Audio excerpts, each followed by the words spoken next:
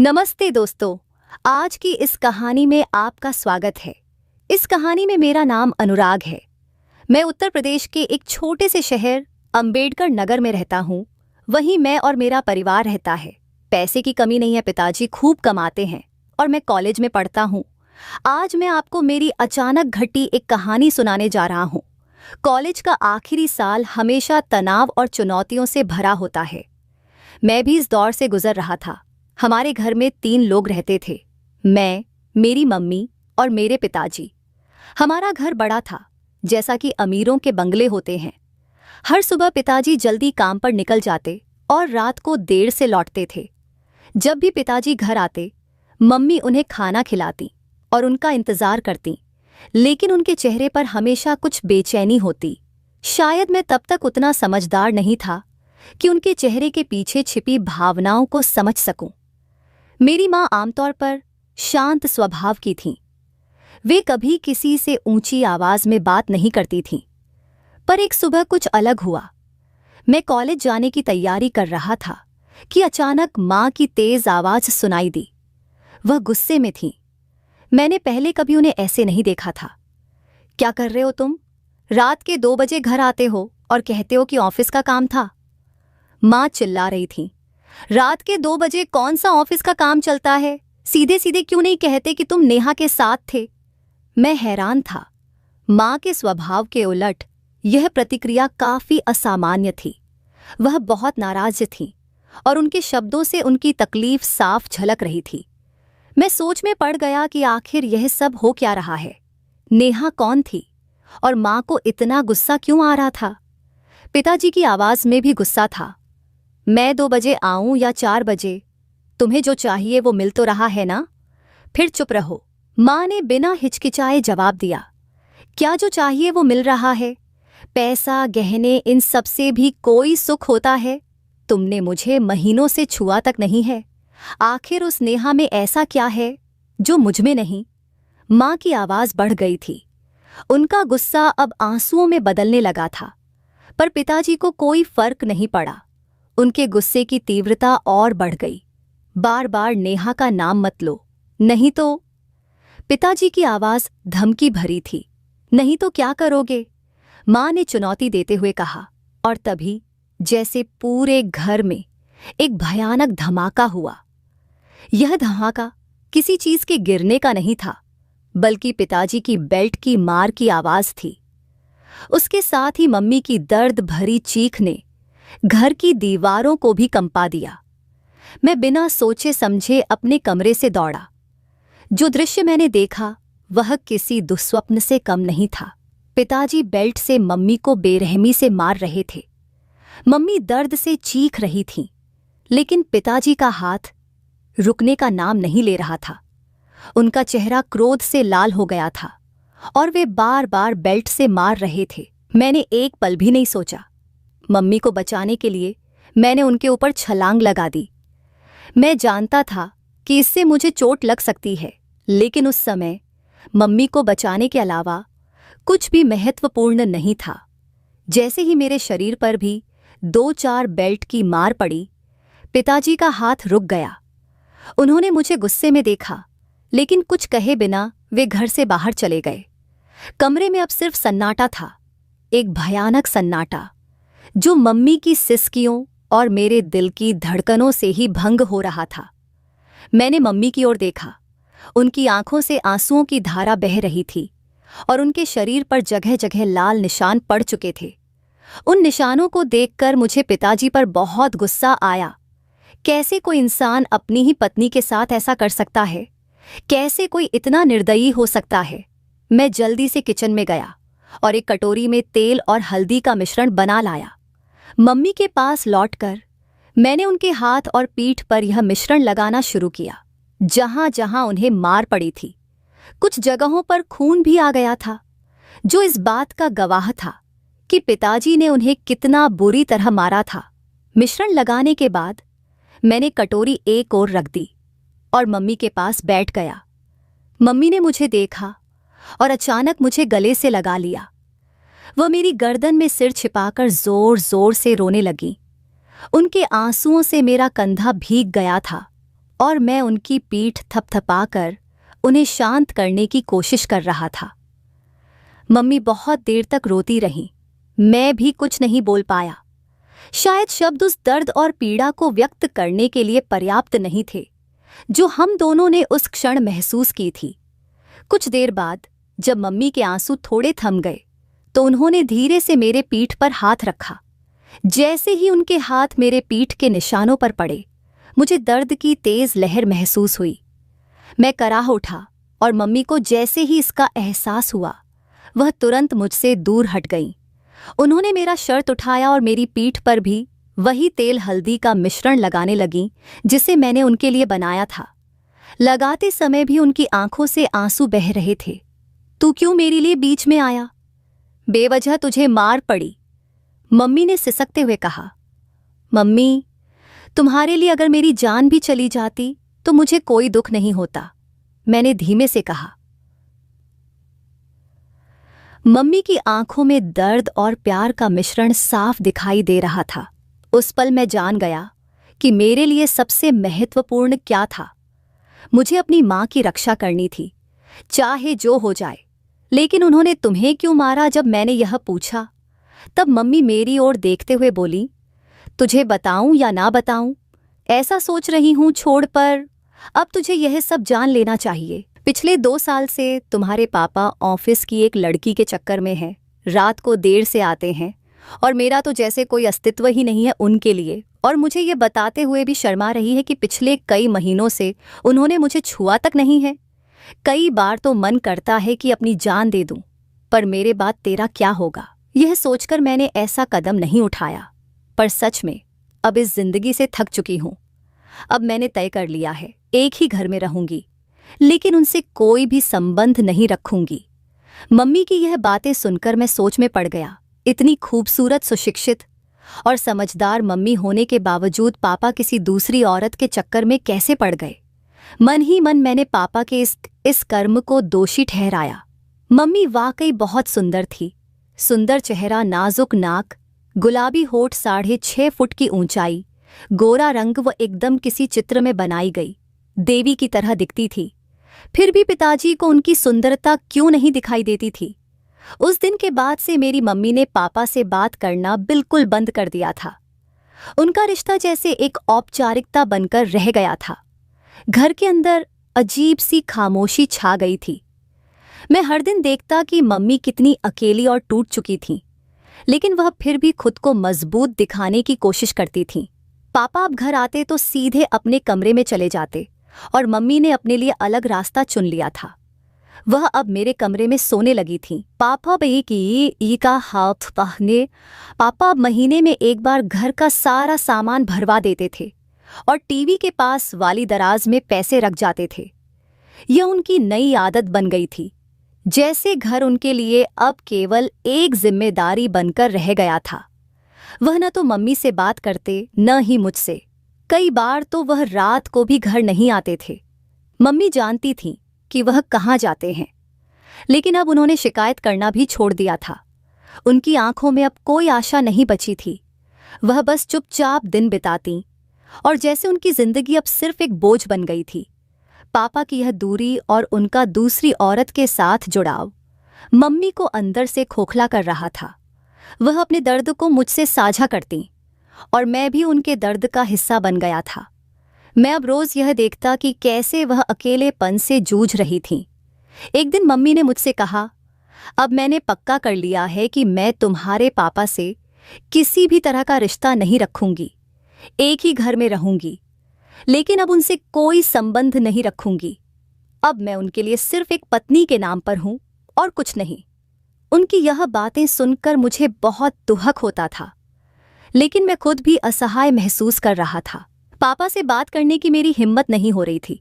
वह एक बार मुझ पर भी हाथ उठा चुके थे और तब से मेरे मन में उनके प्रति डर बैठ गया था। एक दिन कॉलेज से लौटते समय मैंने पापा को उस औरत के साथ देखा।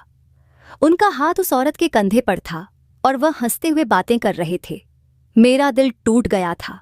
मैंने तुरंत अपनी नजरें वहां से हटा लीं, लेकिन उस दृश्य ने मेरे मन को झकझोर दिया। घर लौटकर मैं सीधा अपने कमरे में चला गया और मम्मी से कुछ नहीं कहा। मैं नहीं चाहता था कि वह और तकलीफ में जाएं। अगले कुछ दिनों में मम्मी और भी ज्यादा गुमसुम रहने लगी। उनका खाना पीना कम हो गया था। उन्होंने खुद को घर के कामों में व्यस्त रखने की कोशिश की, लेकिन उनके चेहरे पर उदासी साफ दिखाई देती थी। उनकी आंखें हर समय सूजी रहती थीं और कई बार मैं उन्हें रात में अकेले रोते हुए सुनता था। धीरे धीरे ऐसे ही और 3 साल बीत गए। तब मैं कॉलेज की पढ़ाई पूरी कर चुका था और एक आईटी कंपनी में काम करने लगा था और अब मैं 24 साल का हो गया था। रोज का व्यायाम और अच्छा खान पान करने की वजह से मेरी सेहत भी अच्छी हो गई थी। अब तो पापा महीने में 2-3 बार ही घर आते थे, मुझसे भी कम ही बात करते थे।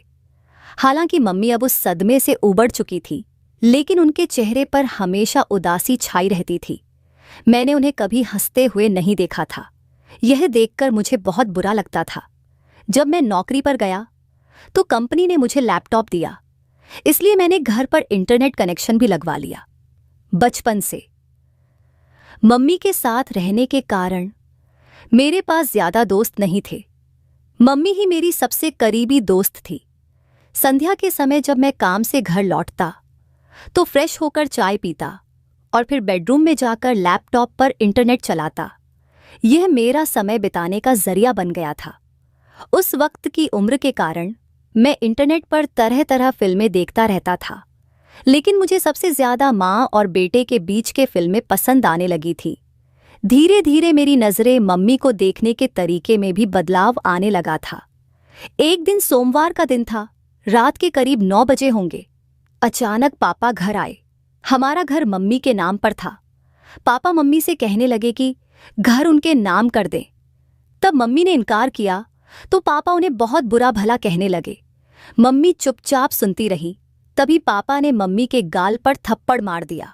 यह देख अब मेरा खून खोल उठा।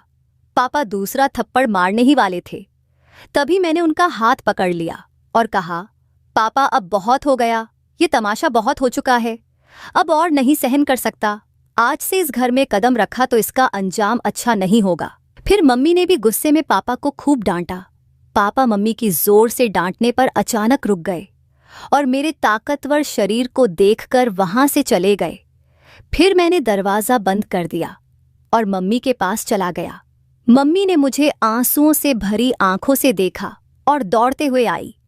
फिर मुझे गले से लगा लिया और फूट फूट कर रोने लगी। मैंने भी मम्मी की कमर को कसकर पकड़ा और उन्हें अपनी बाहों में भर लिया। मम्मी हिचकियां ले रही थी और बोल रही थी, ठीक किया बेटे, इस आदमी की यह औकात है। आज के बाद अगर यह घर में दोबारा ना आए तो अच्छा ही है। मम्मी बोली, अब इस घर में उसकी आने की हिम्मत नहीं होगी और अगर आ भी गया तो मैं उसे छोड़ूंगा नहीं, मैंने गुस्से में मम्मी से कहा। फिर मम्मी ने चिंतित होते हुए कहा, अनुराग बेटा, मत उलझ इस आदमी से। अगर तुझे कुछ हो गया तो मैं किसके सहारा रहूंगी। फिर मैंने भावुक होकर बोला, तू चिंता मत कर मम्मी, उस समय मेरे पास नौकरी नहीं थी, इसलिए हम मजबूर थे, लेकिन अब मेरे पास अच्छी नौकरी है। तू चिंता मत कर, मैं तुझे कुछ नहीं होने दूंगा, मैंने मम्मी को आश्वस्त देते हुए कहा। फिर एक दिन मैं दोपहर में काम से घर वापस आया। मैंने अपनी चाबी से दरवाज़ा खोला और अंदर आया। तभी मुझे एक अजीब आवाज़ सुनाई दी। मैं बेडरूम के दरवाजे के पास गया। तब दरवाज़ा अंदर से बंद था। मैंने दरवाजे की होल से अंदर झांका और देखा कि मम्मी अंदर किसी के साथ थी। जो नज़ारा मैंने देखा उसे देखकर मैं चौंक गया। लगभग 10 मिनट तक मैं वहीं देखता रहा। अचानक मम्मी बेहोश होकर गिर पड़ी। फिर मैं दरवाजे से हट गया और धीरे से बाहर बरामदे का दरवाज़ा खोला। फिर जोर से कहा, मम्मी, मैं आ गया हूँ, तुम कहाँ हो। ये कहते हुए मैंने अपने हाथ में पकड़ा बैग सोफे पर रख दिया और जूतों के फीते खोलने लगा। कुछ ही देर में मम्मी ने बेडरूम का दरवाज़ा खोला और बाहर आई। मुझे अचानक देखकर उनके चेहरे पर घबराहट और आश्चर्य के भाव थे। मैंने जल्दी से अपने जूते उतारे और बेडरूम में गया। टेबल पर मुझे केले की प्लेट दिखाई दी। मैंने एक केला उठाया और खाने लगा। मम्मी मेरे पीछे पीछे आई। मैं जैसे ही केले को खाने वाला था, मम्मी कुछ बोलने वाली थी, लेकिन मैंने पहले ही केले को मुंह में डाल लिया था। मम्मी हैरानी से मेरी ओर देख रही थी और मैं शांति से केला खा रहा था। केला थोड़ा कच्चा था, इसलिए पूरी तरह से मीठा नहीं था। मम्मी केले बहुत अच्छे हैं और है क्या, मैंने केले खाते हुए मम्मी से पूछा। मम्मी ने कुछ जवाब दिया, लेकिन अपने मुंह में ही। लेकिन दोस्तों, मैं आपको बताता चलूं, उन केलों का स्वाद इतना अच्छा था कि कुछ मत पूछो। केले खाने के बाद मैं बाथरूम में जाकर फ्रेश हो गया और फिर कमरे में जाकर लैपटॉप खोल लिया। फिर मैं एक रोमांटिक मूवी देखने लगा। फिर रात के खाने के बाद मैं बेडरूम में सोने चला गया। थोड़ी देर में मम्मी भी सब काम निपटाकर सोने आई। मम्मी ने हल्के गुलाबी रंग का नाइट गाउन पहना हुआ था। तब मैंने लैपटॉप से नजरें हटाकर मम्मी की ओर देखा। मम्मी ने नीचे झुककर तकिया ठीक कर रही थी। तकिया सही करने के बाद मम्मी बिस्तर पर लेट गई। तब मैंने भी अपना लैपटॉप बंद कर दिया। फिर लाइट बंद किया और सोने की कोशिश करने लगा, लेकिन मुझे नींद नहीं आ रही थी। मेरे दिमाग में दिन की वह घटना बार बार घूम रही थी। बहुत देर तक मैं बिस्तर पर लेटे लेटे जागता रहा, सोचते हुए कि दिन की घटनाओं ने मेरे भीतर किस प्रकार के सवाल खड़े कर दिए थे। मम्मी शांति से सो रही थीं। उनके चेहरे पर एक स्थिरता और शांति थी जो मुझे हमेशा सुकून देती थी। लेकिन आज मेरा मन बिल्कुल शांत नहीं था। मुझमें एक अजीब सी बेचैनी हो रही थी और मैं उस बेचैनी को समझ नहीं पा रहा था। बेडरूम की हल्की रोशनी में मम्मी का चेहरा मासूम और निश्चल दिख रहा था। वह शायद दिन भर की थकान से आराम कर रही थीं, लेकिन मेरी नींद मुझसे दूर होती जा रही थी। मैं बार बार करवट बदल रहा था, लेकिन मन का विचलन खत्म नहीं हो रहा था। कुछ समय बाद मम्मी ने करवट ली और मेरी तरफ पीठ करके सो गई। फिर उन्होंने छत की ओर मुंह करके लेटना शुरू किया। मैं थोड़ी देर लिए डर गया, लेकिन जब मम्मी जागी नहीं तो मुझे थोड़ी राहत मिली। मेरी हिम्मत बढ़ी और मैं धीरे धीरे मम्मी की ओर देखने लगा। मम्मी ने कुछ ही पल के लिए मेरी ओर देखा और फिर अपनी आंखें बंद कर ली। मैंने समझ लिया कि वह अभी भी जाग रही है। मैं थोड़ा और आगे बढ़ा और खुद को संतुष्ट महसूस किया। मम्मी भी खुश थी।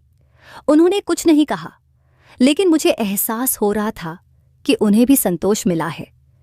मम्मी, क्या हुआ? तुम चुप क्यों हो? क्या तुम्हें अच्छा नहीं लगा? मैंने जब ऐसा पूछा तब उन्होंने बोला, नहीं रे बेटा, मुझे तो बहुत अच्छा लगा। तूने मम्मी को बहुत खुश किया। फिर मैंने मम्मी के पीठ पर प्यार से हाथ फेरते हुए कहा, मम्मी, अब से तुम्हें केले खाने की जरूरत नहीं पड़ेगी। मैंने मम्मी के कान में धीरे से ऐसा कहा। तब मम्मी बोल उठी, बेटा, तुझे ये कैसे पता चला? मम्मी ने आश्चर्य से मेरी ओर देखते हुए पूछा। तब मैंने उन्हें बताया कि आज दोपहर जब मैं घर आया तो कमरे से तुम्हारी आवाज सुनाई दी। जब मैंने दरवाजे की होल से देखा तो मुझे सब समझ में आ गया।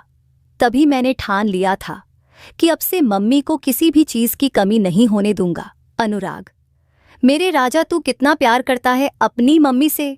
मम्मी भावुक होकर बोली, हाँ मम्मी, अब से तुम्हें मैं किसी भी चीज की कमी नहीं होने दूंगा। मैंने कहा, अब पापा भी हमें सताने नहीं आएंगे और अब वह दोबारा इस घर में कदम नहीं रखेंगे, इसीलिए तुम अब चिंता मत करना, हम अब सुख से रहेंगे। मैंने मम्मी को आश्वस्त किया। उस दिन हम दोनों ने सुख और शांति का आनंद लिया और फिर आराम से सो गए। अगली सुबह मम्मी ने सारे काम निपटाए और मुझे उठाने आई। मैंने जल्दी से तैयार होकर चाय पिया और हम दोनों गपशप करने लगे। तभी हमने देखा कि पापा अचानक से आकर हमारे सामने खड़े हो गए। तब मम्मी ने पापा से पूछा, अब क्या चाहिए तुम्हें? एक बार कह दिया कि हम ये घर नहीं देंगे, तो फिर क्यों आए हो? पापा ने जवाब दिया, मुझे अब घर नहीं चाहिए, मैं बस ये बताने आया हूं कि मैं अब दूसरी शादी करने जा रहा हूं, तो मुझे तुमसे तलाक चाहिए। फिर मम्मी ने मेरी ओर देखा और पूछा, तुम्हारा क्या कहना है? मैंने कहा, मम्मी, सम्मी, जो तुम्हें सही लगे वह करो, मैं तुम्हें किसी भी चीज की कमी नहीं होने दूंगा, मेरा भरोसा करो। मम्मी ने फिर पापा को तलाक के लिए हाँ कह दिया। दोपहर को मम्मी और पापा दोनों ऑफिस गए और अपने बाकी कानूनी काम निपटाकर लौटे। उसके बाद से पापा कभी हमें दिखाई नहीं दिए और हमने भी उन्हें कभी ढूंढने की कोशिश नहीं की। हम दोनों अब अपने घर में खुश थे और पापा भी अपने सेक्रेटरी के साथ खुश थे। अब हम दोनों अकेले रहते हैं और अपने सुख दुख का ख्याल रखते हैं। जब पापा ने घर छोड़ा तब मुझे लगा कि अब सब कुछ ठीक हो जाएगा। पापा का जाना जितना मुश्किल था उतना ही जरूरी भी। मम्मी के चेहरे पर वो उदासी देख देख कर मैं खुद को अंदर से खत्म कर रहा था। मम्मी को खुश करना मेरी जिंदगी का सबसे बड़ा मकसद बन गया था। लेकिन हाँ, अंदर कहीं एक डर था कि क्या मैंने सही किया? पापा को घर से जाने देना सही था? फिर सोचता था पापा ने जो किया वो सही नहीं था। मम्मी ने क्या नहीं किया उनके लिए, फिर भी वो किसी और के पास चले गए। खैर, अब मैं 24 का हो चुका हूँ और जिंदगी को नए सिरे से जीने की कोशिश कर रहा हूँ। ऑफिस में काम बढ़िया चल रहा है, प्रमोशन भी मिला है, पैसा अच्छा आ रहा है। एक तरह से देखा जाए तो सब ठीक है, लेकिन कहीं ना कहीं मेरे दिल के किसी कोने में मम्मी को लेकर चिंता रहती है। ऐसे ही चलते चलते अब कई साल बीत चुके हैं। अब मम्मी मुझसे कहने लगी है कि अभी तेरा बहुत जीवन बाकी है, तू किसी अच्छी लड़की को देख ले जिससे मैं तेरा विवाह करा सकूं। और हाँ, शादी के बाद मुझे भूल मत जाना। मैंने हंसते हुए कहा, तुम्हें कैसे भूल सकता हूं मम्मी, तुम तो मेरी मम्मी हो। फिर हम दोनों हंसने लगे। अगले कुछ महीनों तक हमारा जीवन बहुत शांति और खुशी से बीत रहा था। मम्मी और मैं अब एक दूसरे का ख्याल रखते थे और एक दूसरे के साथ खुश थे। लेकिन मम्मी की बात मेरे दिमाग में अक्सर घूमती रहती थी। उन्होंने कहा था कि अब मुझे अपनी जिंदगी के बारे में सोचना चाहिए और किसी अच्छी लड़की से शादी कर लेनी चाहिए। मैंने इस बारे में गंभीरता से सोचना शुरू किया और एक दिन मम्मी से खुलकर बात किया। मैंने उनसे कहा, मम्मी, आपने सही कहा था। अब वक्त आ गया है कि मैं अपने जीवन के अगले पड़ाव की ओर बढ़ूं। मुझे लगता है कि अब मुझे भी किसी के साथ अपना जीवन बिताने की जरूरत है। मम्मी ने मेरे चेहरे की ओर देखा और प्यार से मुस्कुराई। फिर उन्होंने कहा, बिल्कुल बेटा, मैं हमेशा चाहती थी कि तू अपनी जिंदगी को खुशी और प्यार से भर ले। मैं तेरे लिए बहुत खुश हूं। इसके बाद मम्मी ने मेरे लिए लड़की देखनी शुरू की। कुछ ही दिनों में मम्मी को एक अच्छा रिश्ता मिला। लड़की का नाम राधा था। राधा बहुत समझदार और संस्कारी लड़की थी। जब मैंने उससे पहली बार मुलाकात किया तो मुझे ऐसा लगा जैसे मेरे जीवन का वह खालीपन भर गया हो। नेहा और मैं जल्द ही शादी के बंधन में बंध गए। शादी के बाद हमारा घर और भी खुशहाल हो गया। मम्मी, राधा और मैं एक परिवार की तरह रहने लगे। मम्मी को अब इस बात की खुशी थी कि उन्होंने मुझे अकेलेपन से बाहर निकालकर मेरे लिए एक नया जीवन शुरू करने में मदद की थी। समय बीतता गया और हमारा जीवन पहले से भी बेहतर होता चला गया। मम्मी अब पहले से ज्यादा खुश थी और मुझे भी इस बात की तसल्ली थी कि मैंने उनका हर सपना पूरा कर दिया था। अंत में मैंने सीखा कि जीवन में रिश्तों की अहमियत कितनी होती है, चाहे वह माँ बेटे का रिश्ता हो या पति पत्नी का। सच्चा प्यार और सम्मान ही रिश्तों को मजबूत बनाता है और यही सीख मैंने अपने जीवन में उतारी। तो दोस्तों, इस कहानी का यही संदेश है कि परिवार ही हमारी असली ताकत है और जब हम अपने परिवार के साथ खड़े होते हैं तो हर मुश्किलें आसान हो जाती है। उम्मीद है कि आपको यह कहानी पसंद आई होगी। ऐसे ही और कहानियों के लिए चैनल को सब्सक्राइब जरूर करें। धन्यवाद।